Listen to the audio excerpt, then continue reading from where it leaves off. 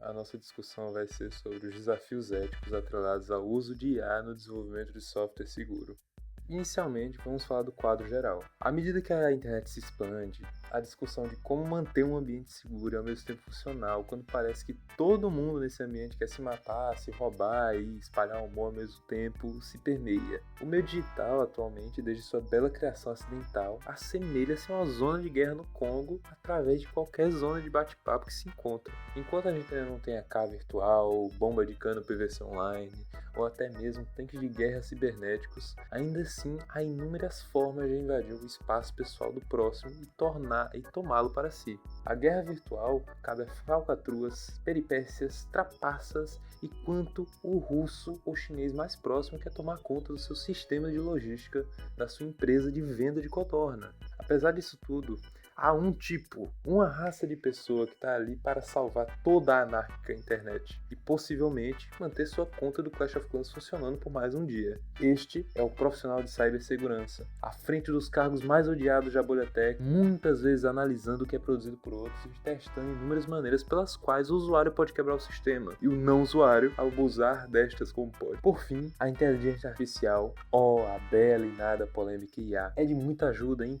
acaba com o trabalho duro do engenheiro de software médio.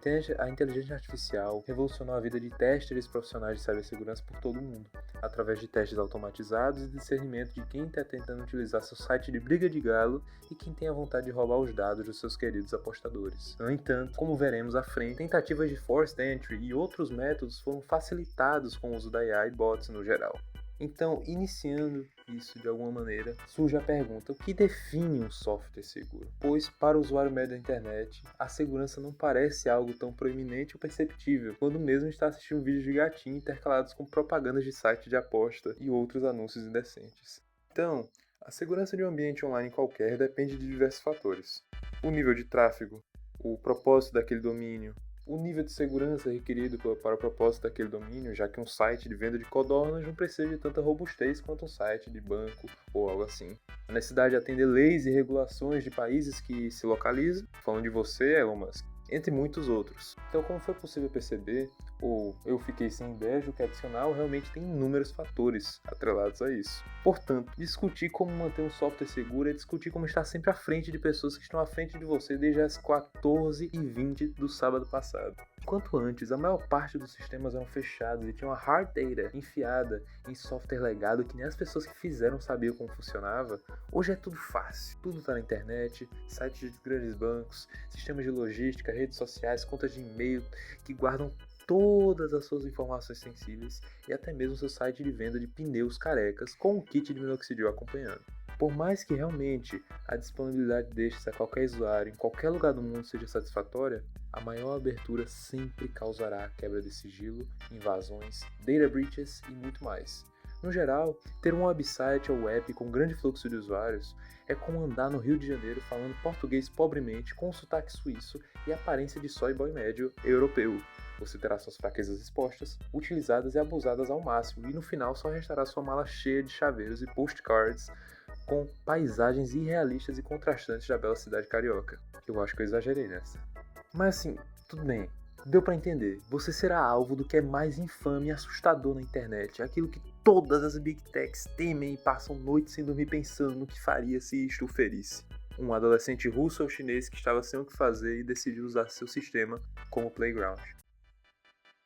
Bom, já que já definimos por que um software deve ser seguro, vamos pensar nos exemplos e o que fazem o sistema ser de fácil quebra. Antes de qualquer coisa, os hackers eles precisam pensar em como invadir aquele sistema, aquele produto, aquele dispositivo no geral. Então, algumas das práticas comuns se estendem de simplesmente interagir com o sistema até conseguir encontrar ponto de fraqueza, até mesmo simplesmente criar um bot que faça isso. Em dispositivos, quando não se tem boa proteção a nível de hardware, você simplesmente consegue realizar a engenharia reversa, assim encontrando pontos de quebra. Entre os métodos e as formas para realizar ataques, se destacam vários, mas eu vou citar alguns aqui. Basicamente, o ataque Man in the Middle, ou MITM, ele busca interceptar uma conexão entre dois usuários, dois dispositivos no geral, e meio que analisar os dados que estão sendo trocados assim conseguindo tanto roubar esses dados, quanto talvez tomar posse das máquinas que estão naquela conexão. Outro muito comum e muito famoso em inúmeras áreas hoje em dia são as botnets, que basicamente consiste em um computador principal infectar vários outros e utilizar estes para poder realizar vários acessos em um site ou sistema no geral, assim sobrecarregando ele. Então é como recrutar um exército de mini-robôs e utilizá-lo para dominar o mundo, mas na verdade você só vende eles para derrubar a live de outra pessoa na Twitch. Por acaso, estes são chamados attacks DDoS, muito comuns hoje em dia. Além de tudo isso, como ninguém sai ileso, a própria IA recebe vários ataques diariamente. Então, entre os mais famosos, como a IA ela realiza trabalho sobre grandes datasets, grandes listas de dados, basicamente, você tem ataques de entrada, por exemplo, onde as pessoas podem meio que mudar os dados de entrada a fim de mudar o próprio algoritmo da IA. Assim, um exemplo de falha de segurança nos últimos tempos foi quando o Davi Brito, melhor conhecido como Calabresa, com seu conhecimento financeiro e tecnológico, decidiu pagar algum programador com um pastel em suco para criar um site de vendas com seu incrível merchan. Porém, o mesmo site, em horas no ar, já havia sido exploitado ao máximo, gerando vários problemas e ficando famoso no X, antigo Twitter, pela facilidade de acessar dados de usuários que se cadastrassem. Então, basicamente, qualquer usuário com o mínimo de conhecimento de programação poderia acessar o dado de qualquer outro usuário também. Então, o uso de IA pelo nosso herói, o grande profissional de cibersegurança, é possível?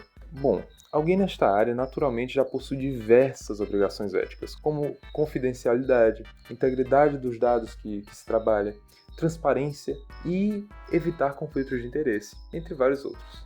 No entanto, apesar da facilidade que a automatização através da IA traz para algoritmos de segurança, há ressalvas quanto ao uso da mesma ativamente, adicionando outros princípios éticos a serem seguidos, como design ético, onde a privacidade do indivíduo, tal como o conforto e o respeito devem ser prioridade, além também de se pensar em qual grupo de dados será utilizado para treinar essa IA, já que se treinada com a base de dados já extremamente preconceituosa, como já discutimos, esta só replicará os dados que recebe.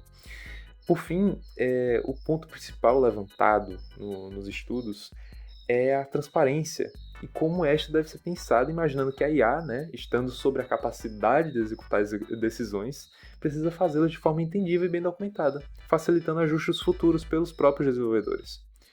Há muito mais do que isso, mas cansei de falar sobre, portanto, ponto feito. É um trabalho do cão utilizar a IA num campo tão meticuloso.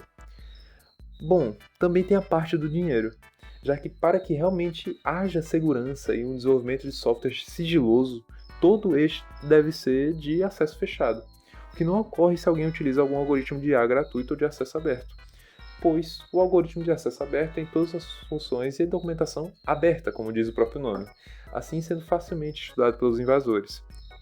Dessa maneira, muito dinheiro deve ser investido, tanto para desenvolver quanto realizar as operações, já que os data centers não nascem em árvores, mas bebem 110 milhões de galões de água por ano para fins de resfriamento somente. Ainda assim, com tantos pormenores, a IA pode ser utilizada para identificar ataques com índice de sucesso de até 99%. Então, por mais que beba mais água que toda a população de camelos comedores de sal do Líbano, é bom demais e facilita pacas a identificação de ataques de DDoS, por exemplo.